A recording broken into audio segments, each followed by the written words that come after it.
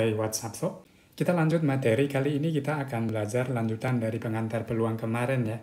Berarti ini adalah tentang peluang. Setelah kita udah mempelajari, sudah mengetahui pengantar peluang yang ada filling slot, ada notasi faktorial, ada juga permutasi kombinasi. Nah, di sini kita akan mengaplikasikannya. Nasihat gue Sob, jangan terpaku dengan rumus-rumus yang kemarin ya. Peluang itu justru mengajak kita berpikiran terbuka dan juga sedikit melibatkan daya hayal dan juga logika. Ya gitu-gitu deh Sob.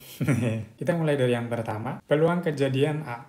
Nanti peluang A itu kita hitung dengan rumus PA sama dengan NA per NS. NA itu adalah banyak kejadian A, NS itu sendiri adalah ruang sampel atau banyak keseluruhan kejadian. Di ruang sampel misalnya nih Sob, kalau kita punya dua dadu dilempar satu kali, maka ruang sampelnya itu sama aja dengan dadu itu kan punya sisi 6 ya Sob, berarti karena dua dadu nanti NS-nya itu adalah sisinya itu 6 dipangkat dengan banyak dadunya, jadi pangkat 2. Berarti NS-nya adalah 36 gitu Sob.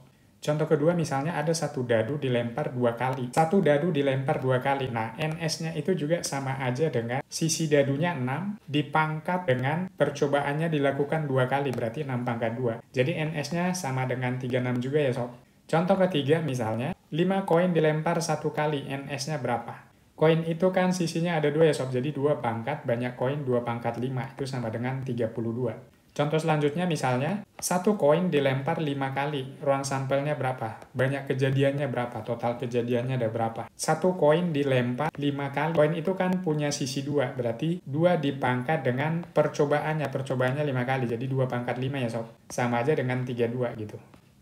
Jadi banyak koinnya atau banyak percobaannya menghasilkan ruang sampel yang sama kalau misalnya banyak koin dengan percobaannya sama ya Sob. Contoh kelima, misalnya, satu dadu dan satu koin dilempar 1 kali, maka ruang sampelnya itu berapa? Nah, ruang sampelnya itu adalah sisi dadunya ada 6, sisi dari koinnya ada 2, jadi ada sebanyak 12 ruang sampel, 6 kali 2. Contoh ke-6, suatu keluarga memiliki 3 orang anak, maka ruang sampelnya berapa? Nah, khusus untuk manusia, terutama kalau misalnya berbicara tentang anak, 3 orang anak, itu kita misalkan itu kayak koin gitu ya Sob. Koin itu punya 2 sisi, manusia itu juga punya 2 gender gitu, ada cewek, ada cowok. Jadi 2 dipangkat dengan banyaknya orang, banyak anaknya, itu 2 pangkat 3. Jadi ruang sampelnya itu ada sebanyak 8 gitu Sob.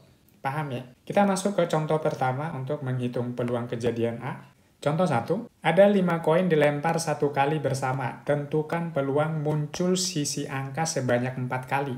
Jadi yang pertama kita cari adalah NS-nya dulu ya Sob. Karena koinnya ada 5, berarti NS-nya sendiri adalah 2 pangkat 5 Sob. 2 pangkat 5 berarti ada 32 ya. Nah, kejadian A-nya itu adalah kita maunya muncul sisi angka sebanyak 4. Muncul sisi angka sebanyak 4, itu cara cepatnya bisa gini Sob. Karena koinnya ada 5 dan kita butuh angka 4, berarti ada 5 koinnya kita butuh 4 yang mengeluarkan sisi angka. Jadi 5C4. 5C4 itu sama aja dengan 5C1 ya Sob. Itu sama dengan 5. Ini ada sifatnya. Kemarin udah di pengantar peluang. Jadi kalau misalnya kita punya NCR, itu bakal senilai dengan NC N kurang R gitu. Itu sifatnya Sob. Nah, kita sudah punya NS-nya, ruang sampelnya 32, dan kejadian A-nya sebanyak 5. Maka peluang muncul sisi angka sebanyak 4 kali dari 5 koin yang dilempar 1 kali bersamaan. Peluangnya itu sama dengan NA per NS. NA-nya itu 5 dibagi dengan 32 ya Sob. Jadi peluangnya 5 per 32 gitu. Oke ya. Kita masuk selanjutnya, peluang komplement. Peluang komplement itu biasanya disimbolkan dengan PA aksen, atau ada juga yang menuliskan PA pangkat C. A komplement, A pangkat C begini sama aja. A komplement itu maksudnya tidak terjadinya A. Nah, peluang tidak terjadinya suatu kejadian sama aja dengan 1 dikurang peluang kejadiannya gitu. Atau peluang A aksen itu sama dengan 1 dikurang dengan peluang A. Dengan A, peluang A aksen itu adalah peluang tidak terjadi A. Lebih jelasnya kita masuk ke contoh aja, semisal 5 koin dilempar 1 kali bersama, tentukan peluang tidak muncul sisi angka sebanyak 4. Ini berarti soal kayak yang pertama tadi ya, tapi yang ditanya adalah tidak munculnya. Oke, kita hitung dulu kejadiannya. Ruang sampelnya sendiri ini karena berbicara masih dengan 5 koin, berarti 2 pangkat 5, itu sama dengan 32 ya Sob. Kemudian kejadian A-nya, Kejadian A-nya itu adalah muncul sisi angka sebanyak 4. Berarti tadi 5C4 yang sama dengan 5. Berarti peluang A-nya sendiri adalah NA per NS yang sama dengan 5 per 32 ya sob. Jadi peluang tidak terjadinya A atau PA aksen itu sama dengan 1 dikurang 5 per 32. Jadi PA aksennya berarti sama aja dengan 32 kurang 5 itu 27 per 32 ya sob. Selanjutnya adalah peluang dua kejadian yang saling beririsan. Ini berarti peluang majemuk lebih dari 1 ya sob. Ini kalau digambar diagram Venn-nya seperti gambar berikut. Jadi ada himpunan A yang berwarna biru, himpunan B yang berwarna hijau. Irisannya ini yang gue kasih warna merah A iris B, dan ini adalah semestanya. Saling beririsan, maka PA gabung B-nya itu kita hitung PA plus PB dikurang dengan PA iris B. Lebih jelasnya kita lihat dari contoh aja. Semisal, satu dadu dan satu koin dilempar satu kali bersama, maka peluang muncul mata dadu prima pada dadu dan angka pada koin adalah sebanyak berapa. Peluangnya berapa itu maksudnya sob. Supaya lebih akurat kita pakai tabel aja. Jadi mata dadunya ada mata 1, 2, 3, 4, 5, 6. Kemudian koinnya ada sisi angka sama sisi gambar ya. Berarti ruang sampelnya sendiri ada sebanyak 6 kali 2 ya sob. Kita punya ruang sampelnya sama dengan 6 kali 2. Sama dengan 12. Kemudian kejadian A-nya itu adalah muncul mata dadu prima. Mata dadu prima itu berarti ada 2, 3, 5. Berarti kejadiannya ada 6 ya sob. Kemudian kejadian B-nya, angka pada koin. Angka pada koin berarti yang gue kasih tanda cross ya. Ada 6 juga. Kemudian banyak irisannya yang kena 2 kali. Jadi dia adalah mata dadu prima sekalian dia adalah angka. Ada sebanyak 1, 2, 3 ya sob. Sehingga peluang A gabung B-nya itu sama dengan PA-nya 6 per 12, PB-nya 6 per 12, dikurang dengan irisannya 3 per 12. Berarti peluangnya ada sebanyak 9 per 12. Atau ini sama aja dengan 3 per 4 ya sob. Kita lanjut dengan peluang dua kejadian yang saling lepas. Jadi kalau dua kejadian saling lepas, gambarnya itu seperti diagram Venn berikut. Jadi si A dan si B-nya itu terpisah gitu sob. Himpunan A itu misalnya yang warna biru, himpunan B-nya itu yang warna hijau. Dia tidak saling bersentuhan atau irisannya tidak ada. Maka peluang A gabung B itu kita hitung dengan PA ditambah PB. Nah, pertanyaannya begini. Kapan kita tahu dua peristiwa itu saling beririsan atau enggak? Nah, dari proses menjawabnya, akhirnya kita bakal menemukan dia ada irisannya atau enggak. Kalau misalnya dilihat langsung, kadang kita belum tahu ada irisannya atau enggak. Jadi dari proses menjawabnya baru kita paham ya, baru kita menemukan oh iya ada irisannya. Lebih jelasnya kita lihat dari contoh aja, semisal dua buah dadu dilempar satu kali bersama, tentukan peluang muncul total mata dadu kurang dari 5 atau lebih besar sama dengan 9. Oke, kita pakai bantuan tabel aja sob. Jadi kita punya mata dadu pertama itu di bagian barisnya 1, 2, 3, 4, 5, 6 yang warna biru. Kemudian yang bagian kolomnya 1, 2, 3, 4, 5, 6 itu dadu keduanya. Dari tabel ini kita memperoleh ruang sampelnya itu ada sebanyak 6 kali 6 ya. Ada 36. Kemudian kejadian A-nya itu adalah total mata dadu kurang dari 5. Kurang dari 5 total mata dadunya berarti bisa 1 tambah 1, 2 tambah 1, 3 tambah 1, 2 tambah 2, 1 tambah 2, 3 tambah 1. Kurang dari 5 berarti 5-nya nggak bisa ya sob. Ini ada sebanyak 6 kejadiannya. Kejadian B-nya lebih besar sama dengan 9 sob. Hati-hati dengan informasi soalnya, lebih besar sama dengan 9. Berarti 9-nya boleh ya. 6 tambah 6, 12 boleh. 6 tambah 5 boleh. 6 tambah 4 boleh. 6 tambah 3 boleh. 5 tambah 4, 5 tambah 5, 5 tambah 6, 4 tambah 6, 4 tambah 5, 3 tambah 6. Berarti totalnya ada sebanyak 10 ya sob. Nah, ada irisannya nggak? Yang kena 2 kali nggak ada ya. Berarti dia terpisah atau tidak ada irisan. Berarti kejadian A dan B itu saling lepas sehingga peluang A gabung B-nya adalah PA tambah PB. PA-nya 6 per 36 ditambah dengan PB-nya 10 per 36 yang sama dengan 16 per 36. Bagi 4 bisa ya 4 per 9 ya sob. Selanjutnya adalah peluang kejadian saling bebas. Saling bebas itu kalau digambar diagram Venn-nya sob itu beririsan ya. Jadi sama kayak kejadian yang saling beririsan tadi, nah ini tapi lebih spesifik lagi, dia saling bebas itu maksudnya dua kejadian A dan B saling bebas jika A terjadi atau tidak terjadi, tidak dipengaruhi B terjadi atau tidak terjadi. Nah rumusnya sendiri, Masih berlaku PA gabung B itu sama dengan PA ditambah PB dikurang PA iris B. Dan kemudian syarat bebas itu kalau secara rumus PA iris B harus sama aja dengan PA kali PB. Jadi kalau misalnya irisannya sama dengan perkaliannya itu berarti dia saling bebas, sob. Semisal gini, sob. Monyo naik kelas atau tidak naik kelas tidak ada urusan dengan Santi naik kelas atau tidak naik kelas ya. Jadi si Monyo dan si Santi ini dalam hal naik kelas itu tidak saling terikat atau saling bebas ya. Karena si Monyo nggak mempengaruhi si Santi untuk naik kelas gitu. Tidak ada motivasi Monyo naik kelas gara-gara Santi gitu. Kecuali misalnya dalam hal tertentu, misalnya seseorang termotivasi naik kelas gara-gara dia suka si Santi misalnya, itu lain hal ya. Dalam kasus normal Monyo dan Santi di sini, ini dua orang yang tidak saling kenal. Jadi berarti saling bebas gitu, sob. Mengabaikan perasaan ya, sob. Kok jadi baper gitu ya, sob? Lebih jelasnya kita masuk ke contoh. Uji apakah kejadian pada soal 3x1 adalah kejadian saling bebas. Tadi di bagian yang 3 kan ada contohnya, sob. Yang ini tadi. Irisannya adalah 3, kemudian NA-nya 6, NB-nya ada 6. Atau peluang A-nya itu 6/12, peluang B-nya 6/12, peluang irisannya 3/12. Kita uji apakah dia saling bebas atau enggak. Jadi kita mengetahui peluang A-nya adalah 6/12, peluang B-nya 6/12 juga, kemudian irisannya, peluang A iris B itu sama dengan 3/12. Kita uji apakah PA iris B itu sama aja dengan PA kali PB. Kalau misalnya dia sama, sob, berarti dia saling bebas. Ini berarti 3/12, apakah sama dengan 6/12 dikali 6/12? 3/12 itu sama dengan 1/4 ya, sob. Ini setengah kali setengah, 1/4. Berarti dia sama. Kesimpulannya adalah A dan B itu saling bebas. Kita lanjut nomor 2. Semisal, dalam satu kotak terdapat 8 bolham, bola lampu maksudnya. 3 diantaranya rusak. Kalau si Inem belanja membeli 3 secara acak, tentukan peluang. Yang pertama, Inem bakal mendapat 2 yang bagus. Yang B setidaknya ada 1 yang rusak. Coba kita analisis soalnya, sob. Jadi ada 8 bolham, 3 diantaranya rusak. Berarti yang bagus itu ada 5, rusaknya ada 3.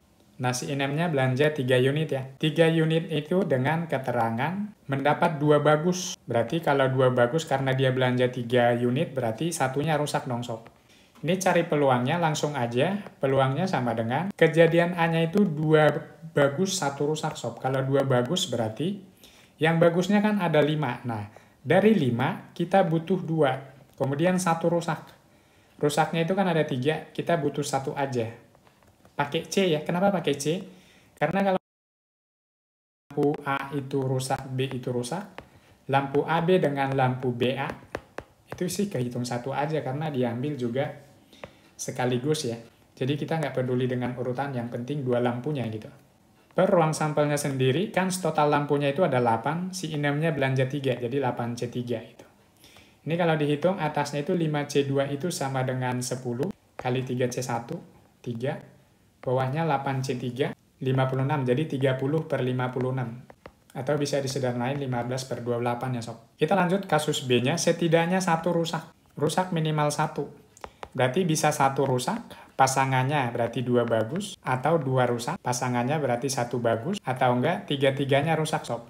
Ini kalau kita lihat kan ini terlalu banyak sukunya, kita menghitung sampai ada 3 suku, dan 3 sukunya itu juga di masing-masing sukunya kita menghitung kayak ada 2 kombinasi begitu. Biar lebih cepat kita pakai komplemennya aja, sob. Nah, minimal 1 rusak itu berarti komplemennya itu adalah tidak ada yang rusak ya, sob. Berarti 3 bagus ya. Berarti minimal 1 rusak sama aja dengan 1 dikurang 3 bagus. Nah, itu lebih cepat, sob. Ini kalau kita hitung berarti peluangnya adalah 1 dikurang 3 bagus. Bagusnya kan ada 5. Dari 5 kita ambil 3. Total bolhamnya itu ada 8. C3. Maka peluangnya sama dengan 1 dikurang 5C3 itu 10/8C3 itu 56. Jadi peluangnya 56 kurang 10 itu 46/56, sob. Atau sama aja dengan 23/28 gitu. Oke ya.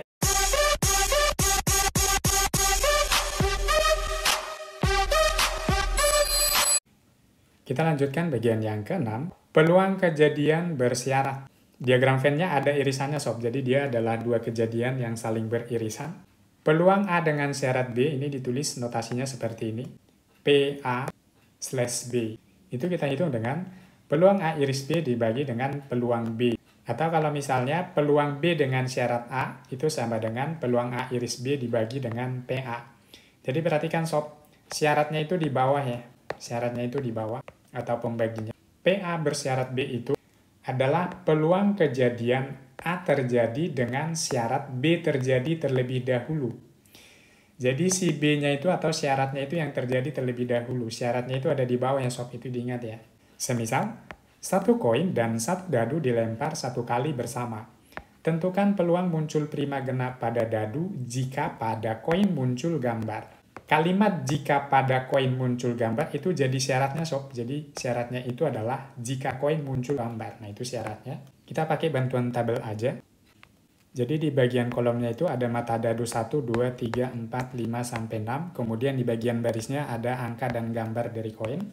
Berarti kita memiliki ruang sampelnya NS-nya itu sebesar 6 kali 2. Kejadian A-nya adalah prima genap pada dadu. Berarti itu angka 2 doang ya sob. Ada 2 kejadian. Kejadian B-nya adalah muncul gambar pada koin. Gambar pada koin itu berarti kejadiannya ada 1, 2, 3, 4, 5, 6. Kejadiannya ada 6 ya sob. Irisannya sendiri yang kena 2 kali, itu cuma ada 1 ya sob. Sehingga peluang muncul prima genap pada dadu jika pada koin muncul gambar adalah sebesar PA iris B, PA iris B-nya 1/12 dibagi dengan peluang B-nya, karena syaratnya si B-nya ya sob. Peluang B-nya adalah 6/12. Jadi kita memperoleh peluangnya itu adalah 1/6. Jadi peluang muncul prima genap pada dadu jika pada koin muncul gambar adalah 1/6 gitu sob. Paham ya? Kita lanjut contoh kedua, misalnya begini.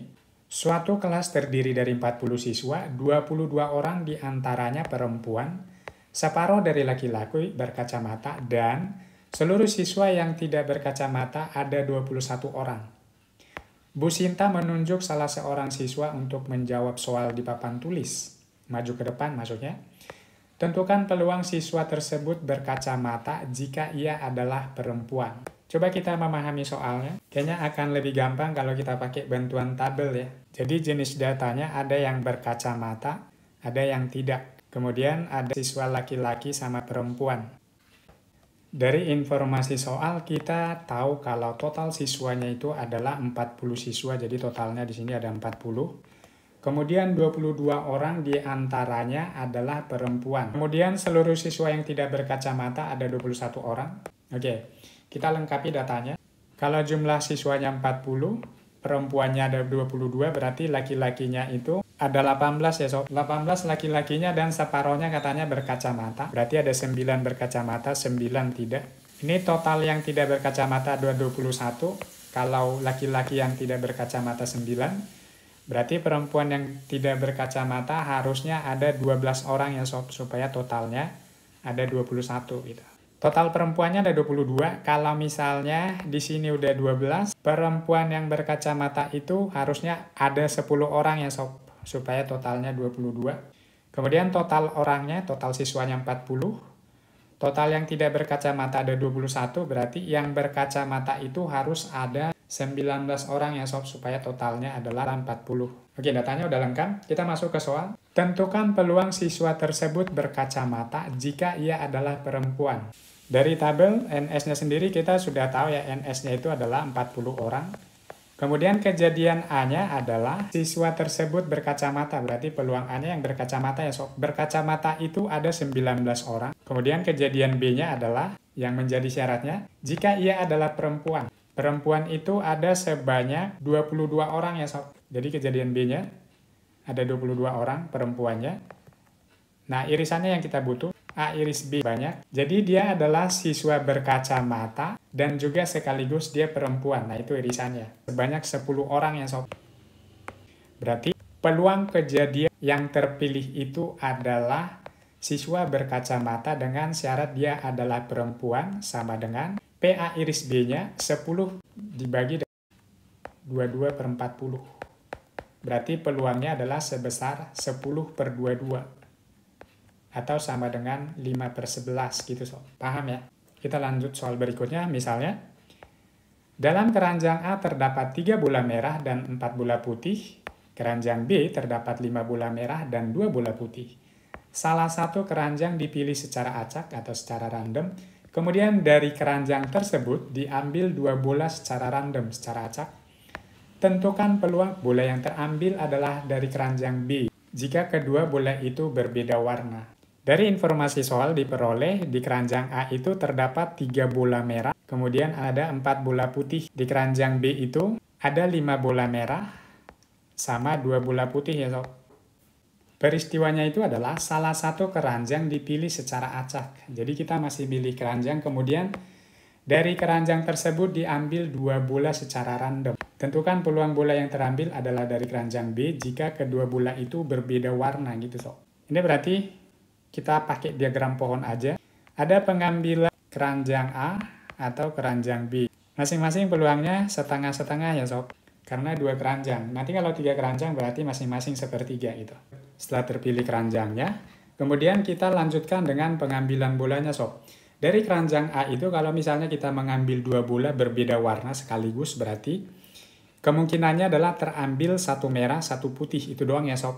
Berarti dari 3 merah kita mengambil 1 dan dari 4 putih mengambil 1. Total pengambilan atau ruang sampelnya adalah dari 7 bola yang ada di keranjang A, kita ambil 2. Ini berarti peluangnya sama dengan setengah kali segininya sob. Setengah kali 3C1 itu 3, 4C1 itu 4, berarti 12/7C2 itu 21 ya sob. Ini hasilnya berarti 6/21. Dari keranjang B-nya, kalau kita mengambil 2 bola berbeda warna berarti dari 5 bola merah kita ambil 1 dan dari 2 bola putih kita ambil 1.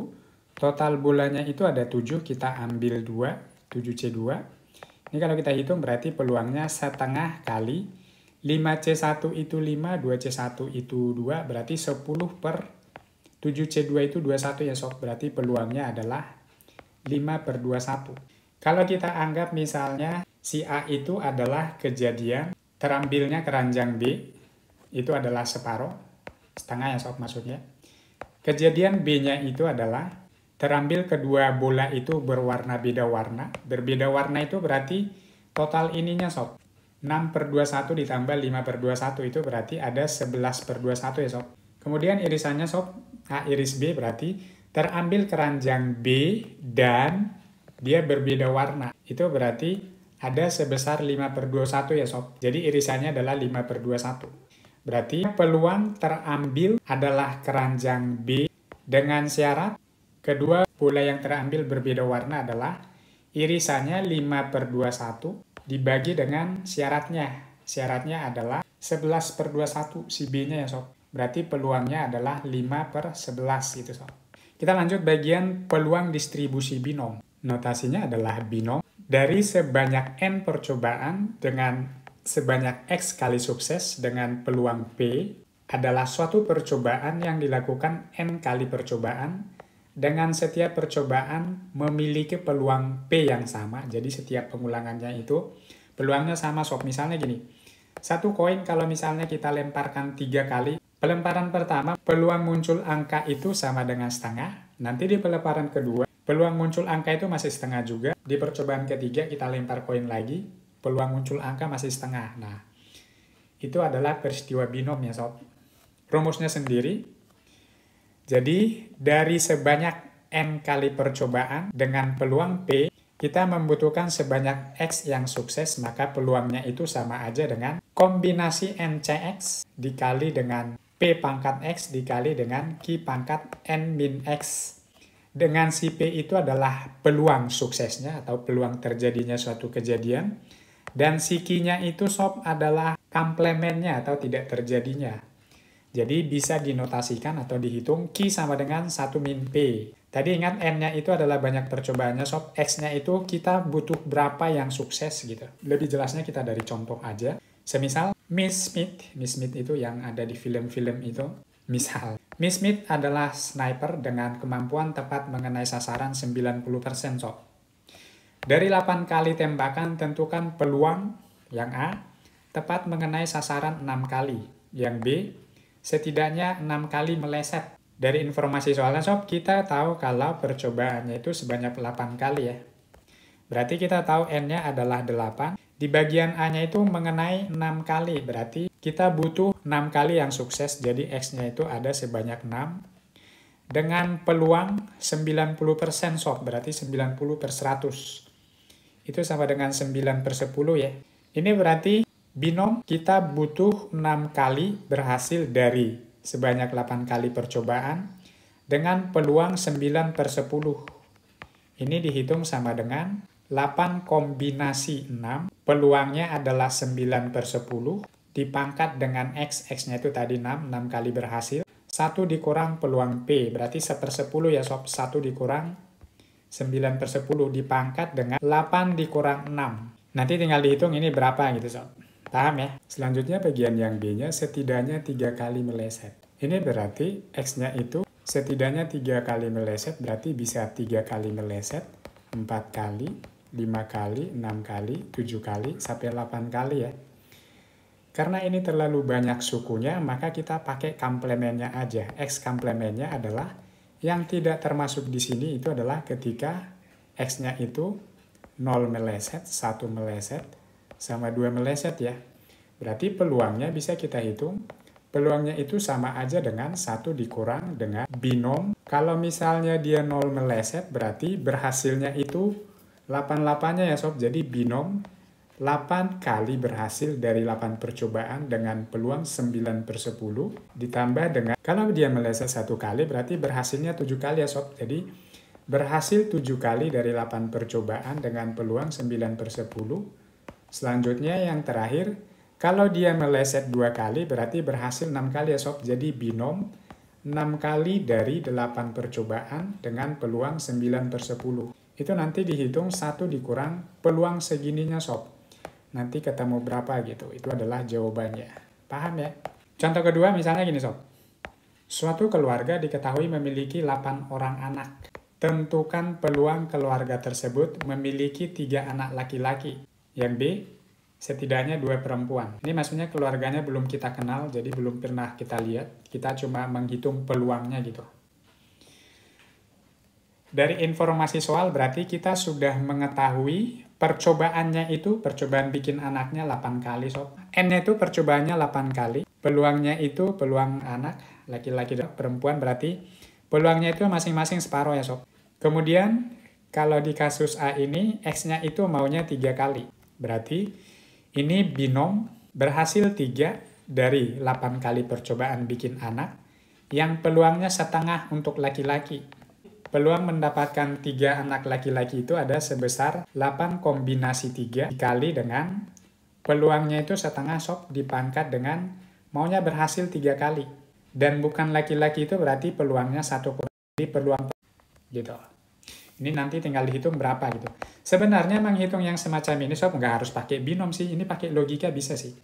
Coba lihat kalau cara lain. Jadi dia punya 8 orang anak, dia pengennya memiliki 3 anak laki-laki. Itu sebenarnya sama aja dengan begini sob. Laki-laki, laki-laki 3, perempuannya ada 5 dong sob. Ini berarti peluangnya masing-masing setengah semua nih. Setengah. Jadi itu ada setengah pangkat 8 dikali dengan susunan ini sob. Ini kalau kita perhatikan 8 huruf dengan 3 sama, 5 sama. Itu berarti susunannya itu ada sebanyak 8 faktorial dibagi dengan 3 faktorial kali 5 faktorial. Ini adalah permutasi dengan beberapa unsur yang sama.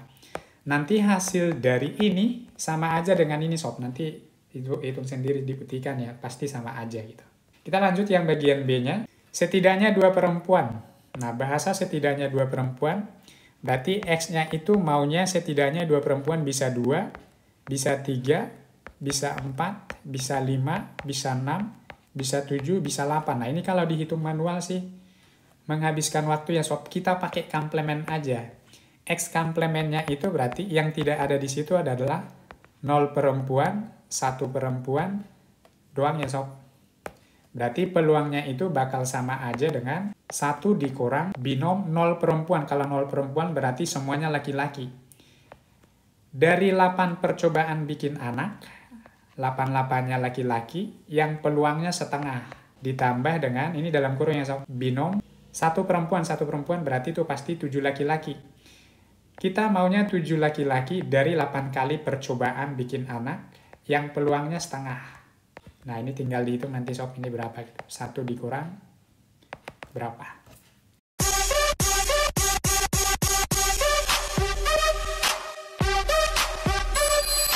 Yang ke-8, peluang 3 kejadian saling beririsan. Kalau misalnya ada 3 kejadian, dia saling beririsan. Coba lihat diagram Venn-nya sob. Yang biru itu kejadian A, yang B itu yang warna hijau, kejadian B, yang merah itu kejadian C.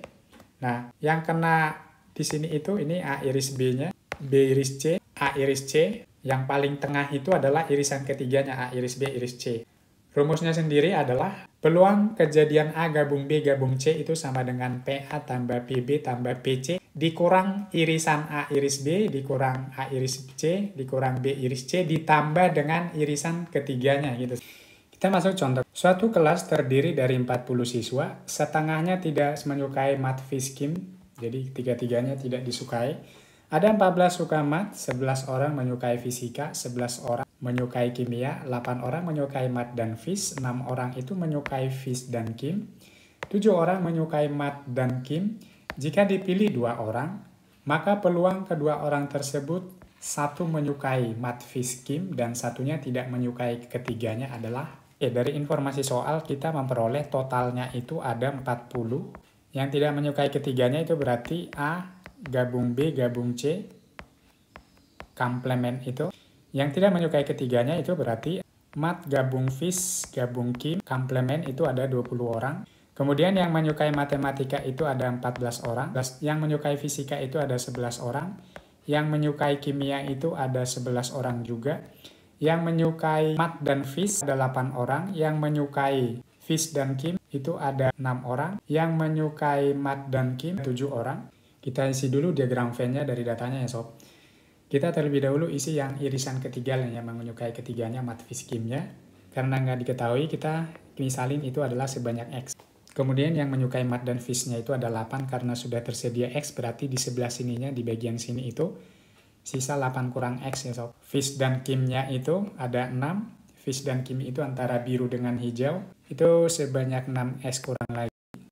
Kemudian yang menyukai mat dan kimia itu yang antara biru dengan merah ada 7 berarti sisa 7 kurang X ya sob. Matnya itu ada 14 orang dikurang dengan sudah tersedia ini tiga-tiganya.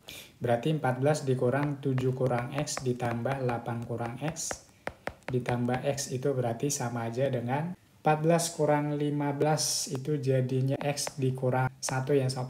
Jadi di sininya X kurang 1. Kemudian dengan cara yang sama nanti di fisikanya itu karena menyukai 11 itu jadinya X dikurang 3 ya sob. Di bagian kimianya dengan cara yang sama nanti diperoleh X kurang 3 ya sob. Nah karena jumlah yang tidak menyukai ketiga mata pelajaran itu ada 20 orang berarti tinggal 20 orang adalah jumlah dari bagian-bagian diagram Venn-nya ini ya sob. Jadi 20 sama dengan yang bagian matematikanya itu ditambahin dulu semua ada X kurang 1 ditambah 7 kurang X ditambah 8 kurang X, ditambah X, ditambah yang bagian biru yang belum, X kurang 3, ditambah 6 kurang X, ditambah bagian hijau yang belum, ada X kurang 3 ya sob. Nah dari sini diperoleh 20 sama dengan 15 tambah X ya sob. Diperoleh X-nya sama dengan 5. Menyukai ketiganya itu adalah 5 orang, yang tidak menyukai ketiganya adalah 20 orang. Jika dipilih 2 orang dan yang dipilih itu salah satunya menyukai mat fiskim, yang lainnya menyukai ketiganya, maka peluangnya berapa? Oke. Ini peluangnya berarti yang tidak menyukai ketiga-tiganya itu ada 20 orang ya sob. Itu butuh 1 orang. Dan yang menyukai ketiga-tiganya itu ada 5 orang. Diambil 1. Totalnya itu ada 40. Dipanggil 2 orang gitu. Segini peluangnya sob. Nanti tinggal dihitung berapa gitu. Oke ya. Selanjutnya frekuensi harapan. Frekuensi harapan itu adalah banyak percobaan dikali dengan peluangnya. Itu doang sih sebenarnya sob. Kita masuk ke contoh. Peluang Monyo berhasil mencetak gol dalam tendangan penalti adalah 3/4. Dari sebanyak 12 kali tendangan, maka frekuensi harapan berhasil mencetak gol ada sebanyak berapa? Ini berarti frekuensi harapannya si Monyo ini ada sebanyak 12 kali dikali dengan peluangnya sob. Itu berarti ada sebanyak 9 kali ya, gitu. Tinggal dikali doang. Paham ya? Biasa aja ya. Yang selanjutnya kita menghitung hubungan kejadian majemuk. Nanti kalau misalnya ada dua kejadian A dan B, A itu yang biru, yang B itu yang hijau, maka PA tambah B itu adalah sebesar PA ditambah dengan PB dikurang dengan 2 kali irisannya, sob. 2 kali A iris B, itu rumusnya. Jadi PA tambah PB itu maksudnya yang A murninya ini ditambah B murninya. Karena di sini kita ada hitung PA ditambah PB. PA itu berarti ada irisannya di situ, ada A iris B, di B-nya itu juga ada irisannya, A iris B juga. Itu harus dihilangkan, jadi 2 kali irisannya itu harus dihilangkan, sob. Jadi PA tambah B itu adalah PA tambah PB dikurang 2 kali irisannya. Kemudian PA kurang B itu sama dengan, itu kalau digambar dia segininya doang, sob.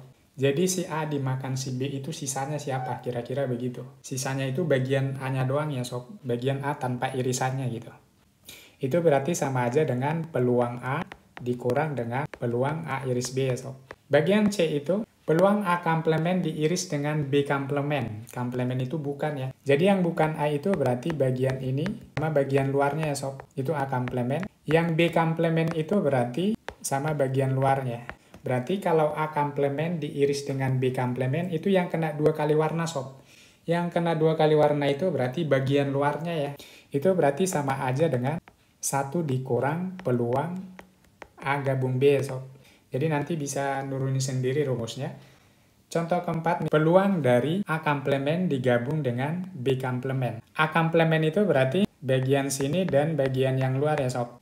Digabung dengan bukan B. Bukan B itu berarti bagian yang ini sama yang bagian luarnya, sob. Berarti yang tidak termasuk itu irisannya doang ya, sob. Semuanya kecuali irisannya. Berarti itu sama aja dengan 1 dikurang irisannya ya, sob. Gitu. Oke, demikian tentang peluang. Semoga lebih paham dan juga menambah pengetahuan lu, sob. Ingat selalu bersyukur dan selalu bahagia dan senantiasa jaga kesehatan ya. Thank you. See you.